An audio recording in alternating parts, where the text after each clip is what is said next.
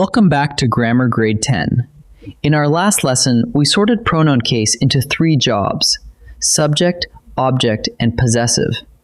Today, we take that same idea into the 3 places where it hides: a pronoun standing next to an appositive, a pronoun used as an appositive, and a pronoun sitting after the little words than and as.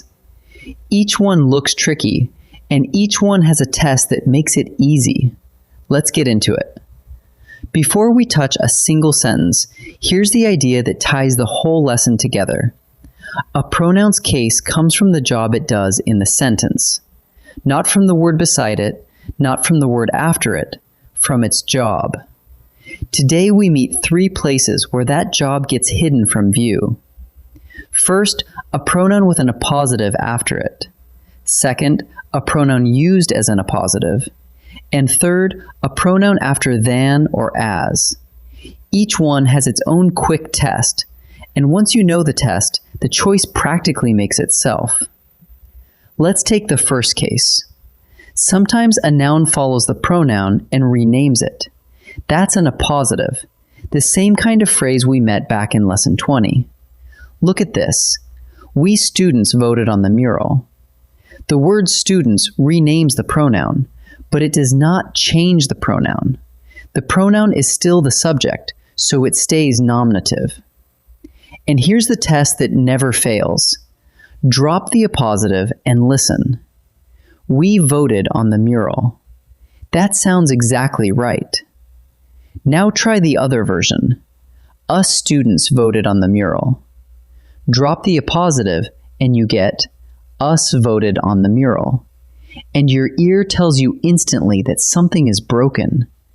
The appositive was hiding the mistake. Dropping it drags the mistake straight out into the open. Now let's keep the appositive and change only the pronoun's job. Sentence 1.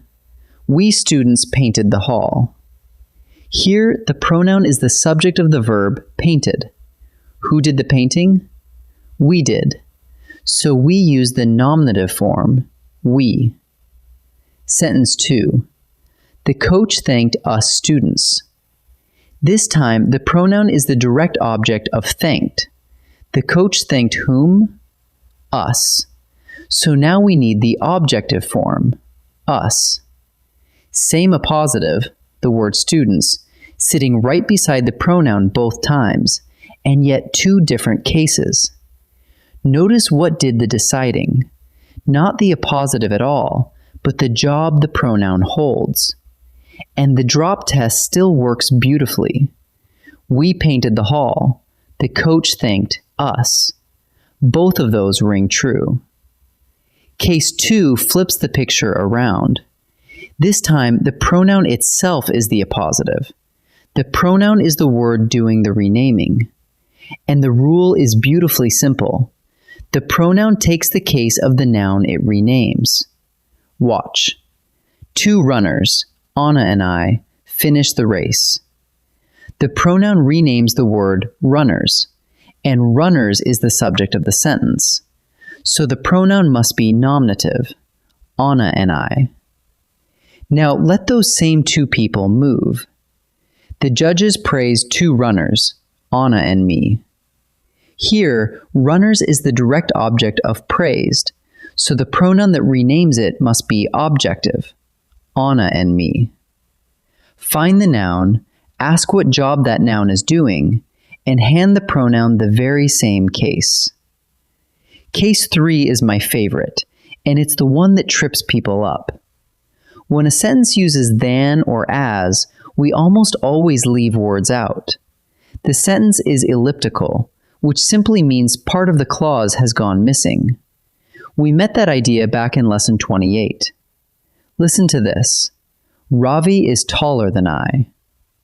It sounds a little odd at first, doesn't it? But the clause isn't finished. The full clause is, than I am. And once you put that missing am back, everything clears up. I is the subject of am, and a subject takes the nominative case. So here is the move, the one thing to carry out of this lesson. Finish the sentence in your head. Say the missing words under your breath if you need to. Whatever pronoun you would use in the complete clause is the pronoun you use in the short one. Here is where it gets genuinely interesting. With than and as, the case you choose can actually change what the sentence means. Take this pair. I like pizza more than he.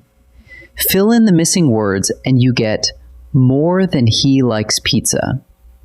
That sentence is comparing two pizza lovers and saying that I love it more. Now shift a single letter of grammar. I like pizza more than him. Fill that one in and you get more than I like him. Suddenly, I'm comparing a food to a person, and the pizza is winning. Same words, completely different story. So the objective form isn't wrong here. It's simply a different sentence. That's exactly why filling in the missing words matters so much.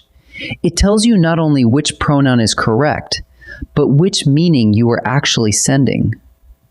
Let's set the three tests side by side. If a pronoun comes with an appositive after it, drop the appositive and read the sentence again. Your ear will hand you the answer. If the pronoun is the appositive, find the noun it renames and match that noun's case. And if the pronoun comes after than or as, fill in the missing words and see what job the pronoun is really doing. Now notice something lovely.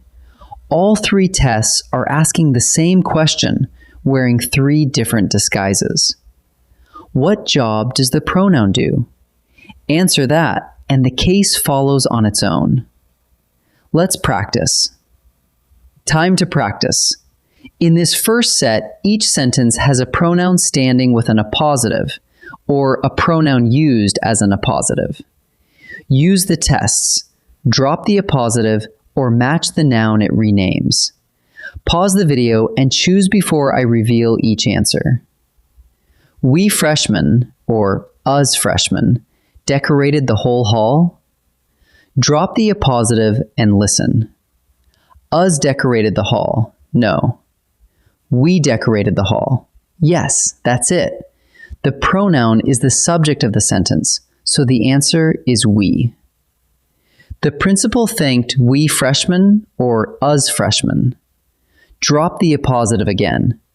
The principal thanked us. The pronoun is the direct object of thanked, so it has to be objective. The answer is us. Two winners, Marisol and I, or Marisol and me, took the stage. Here, the pronoun is an appositive renaming the word winners, and winners is the subject of took. A subject takes the nominative case, so the answer is I. In this second set, every sentence ends with a pronoun after than or as. Finish the sentence in your head, say the missing words, and then choose. Pause before each answer. Nadia runs faster than I or than me. Finish it in your head. Then I run. The pronoun is the subject of that missing verb run, so it must be nominative. The answer is I. The long drive tired Mateo more than I or more than me. We mean the drive tired me too, just not as much. So fill in the missing words. More than it tired me. The pronoun is the object of that missing verb, so it must be objective. The answer is me. Jonah studies as hard as they or as hard as them. Fill in the missing words. As hard as they study. The pronoun is the subject of that missing verb, so nominative wins. The answer is they. Let's gather everything up. When a pronoun is followed by an appositive, the appositive changes nothing. Drop it and listen, and the pronoun's own job gives you the case. We students voted, but the coach thanked us students. When the pronoun is the appositive, it takes the case of the noun it renames. Anna and I renaming a subject, Anna and me renaming an object. And after than or as, remember that words have been left out. Fill them in and see what the pronoun is truly doing, because the case you pick can even change your meaning. Do that faithfully, and you'll never have to guess again. In our next lesson, we'll take on who and whom. I'll see you there.